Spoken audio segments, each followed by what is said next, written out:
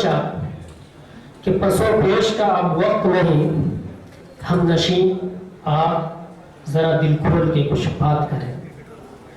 تو اظہار خیال کے لیے اور پروگرام کے اصلی سلسلے کو آگے بڑھانے کے لیے ہم نہایت ہی ادب کے ساتھ درخواست کرتے ہیں، آمنترت کرتے ہیں شری مولانا حکیم الدین قاسمی صاحب مہا سچیو جمعیت علماء ہند کو کہ وہ دائز پر تشریف لائیں اور اپنے خیالات پیش فرمائیں۔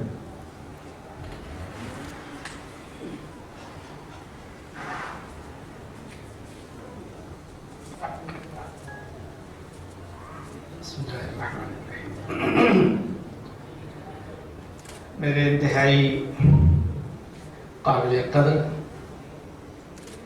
میری بہنیں، بزرگوں اور ساتھیوں، یہاں اس وقت پورا بھارت جمع ہے۔ ہندوستان اس وقت درد سے کرا رہا ہے۔ ہم سب لوگ اس کی عزت، اس کی حفاظت کے لیے یکجا ہوئے ہیں۔ ہمیشہ سے ہندوستان بہت ہی خوبصورت ملک ہے۔ ہمارا ملک انتہائی انقلابی ملک ہے، اور جس آرگنائزیشن کے تحت ہم یہاں جمع ہوئے ہیں، ہماری جو سنستھا ہے جمعیت علماء ہند، یہ بھی ایک انقلابی آرگنائزیشن ہے۔ 100 سے زائد سال کا سفر پورا کر چکی ہے جمعیت علماء ہند۔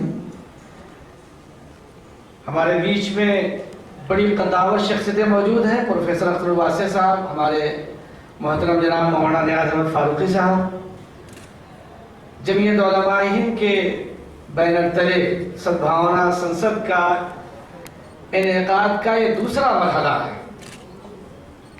گزشتہ 28 تاریخ میں ملک میں 125 کے قریب مختلف علاقوں میں پروگرام ہوئے۔ آج یہ اس کی دوسری کڑی ہے۔ آج بھی 100 پروگرام ہونے تھے، لیکن بارش کی وجہ سے کچھ جگہوں پہ تاریخیں بدل گئی ہیں، کچھ آج، کچھ کل، کچھ 28 تک۔ تو یہ نظام چلتا رہے گا، اور انشاءاللہ اس کو ہم لوگ لے کے آگے بڑھتے رہیں گے۔ دل کی گہرائیوں سے جمعیت علماء ہند کی طرف سے ہم آنے والے اپنے بھائیوں کا، اپنے بزرگوں کا، اپنی بہنوں کا استقبال کرتے ہیں۔ جیسا کہ میں نے ابھی ذکر کیا کہ ہمارا بھارت بہت ہی خوبصورت ملک ہے، اور جمعیت علماء ہند ایک تاریخ ساز انقلابی جماعت، جس کا آزادی سے پہلے، آزادی کے وقت، آزادی کے بعد سے آج تک ایک کردار رہا ہے۔ کبھی بھی کسی معاملے میں سمجھوتا نہیں کیا، بلکہ صحیح رخ پیش کیا ہے۔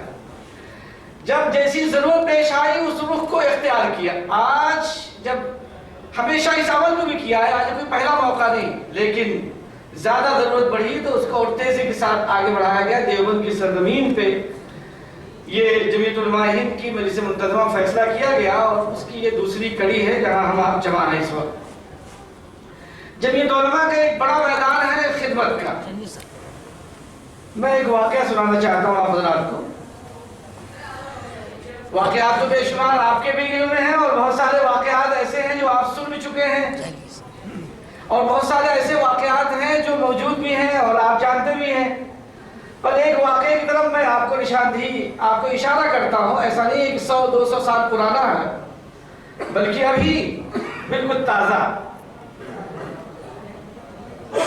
26 جنوری 2001 جمعے کا دن تھا۔ یوم جمہوریہ کی خوشیوں میں ہمارا ملک ڈوبا ہوا تھا۔ چاروں طرف جشن جمہوریہ، یوم جمہوریہ کے پروگرام ہو رہے تھے۔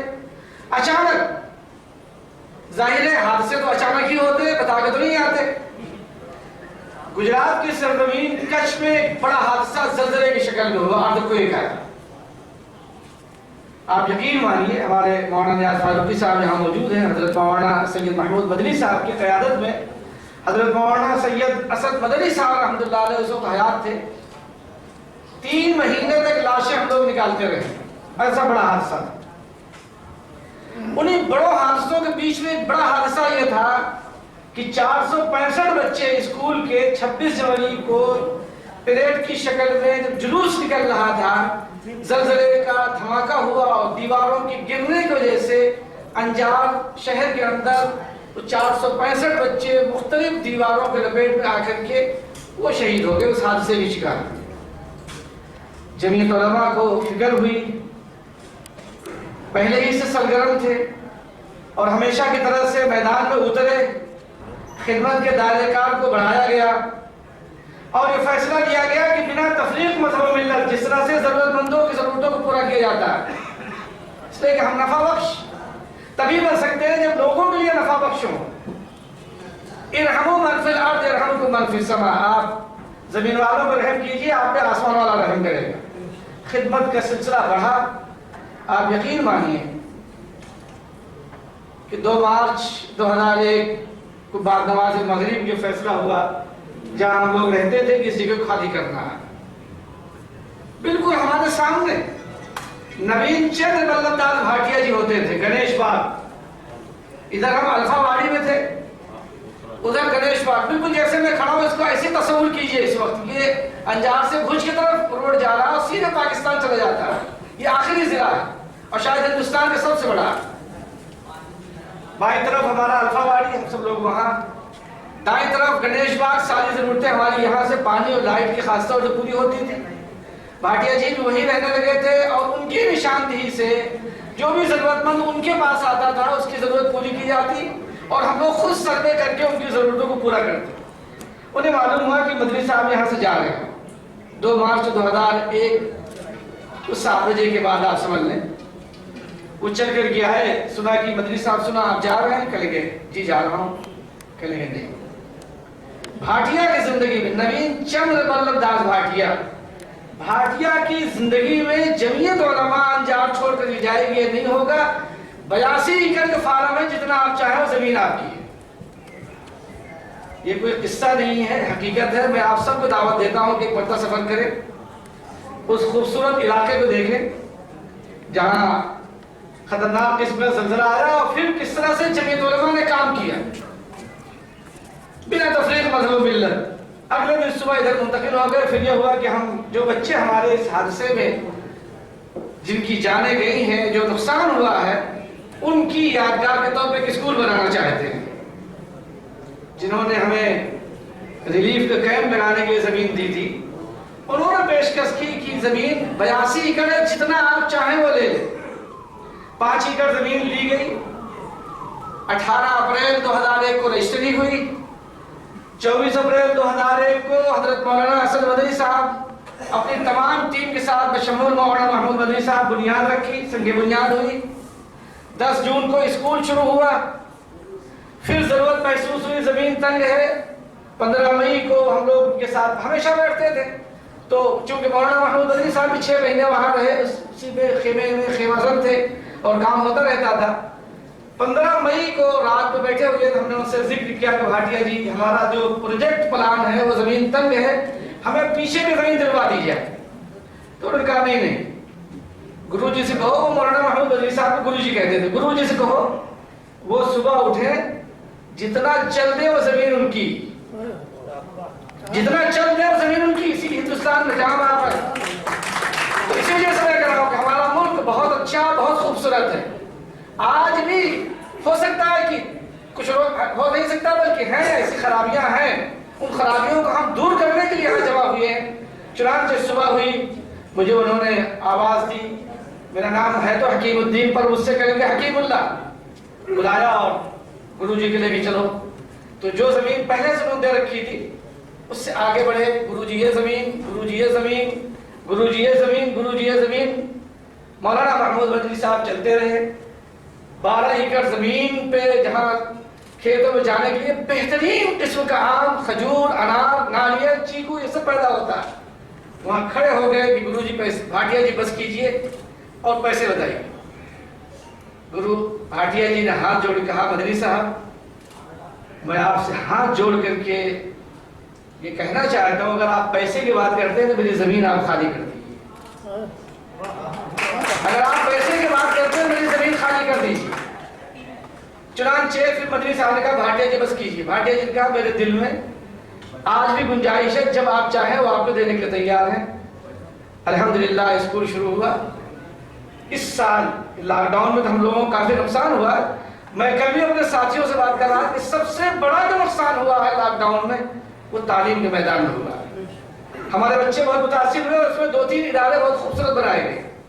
ایک خوبصورت ادارہ اس طرح سے بنایا گیا کہ جو بچے یتیم ہوئے ان کو ماں کی ممتا اور پدرانہ شفقت کا انتظام کیا گیا گھریلو ماحول میں.